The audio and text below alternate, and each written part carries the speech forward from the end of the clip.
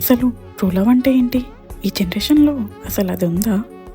Love అంటే రోజు కలవడం, నవ్వుకోవడం, చాటింగ్స్, కాల్స్ అంతేనా? కాదు. ఇవన్నీ లేనప్పుడు కూడా నేను నీతో ఉన్నాను అని ధైర్యాన్ని ఇవ్వడం. ఫ్రెండ్షిప్లో అయినా, రిలేషన్షిప్లో అయినా మన గుడ్ టైమ్స్లో అందరూ ఉంటారు, కానీ బ్యాడ్ టైమ్స్లో ఎవరు ఉంటారు? అదే రియల్ టెస్ట్. మనం నవ్వుతున్నప్పుడు మాత్రమే కాదు, మనం బ్రేక్ అయినప్పుడు కూడా నేను నీతో ఉంటాను అని ధైర్యాన్ని ఇవ్వడం. ప్రతిరోజు మాట్లాడకపోయినా, కలవకపోయినా మన మధ్య ఉన్న నమ్మకం తగ్గకపోవడం. ఈ జనరేషన్లో లవ్ త్వరగా స్టార్ట్ అవుతుంది, అంతే త్వరగా ఎండ్ కూడా అవుతుంది. ఎందుకంటే పేషెన్స్ తక్కువ, అండర్స్టాండింగ్ కన్నా ఎక్స్పెక్టేషన్స్ ఎక్కువ. కానీ ట్రూ లవ్ అంటే ఈజీని ఎంచుకోవడం కాదు.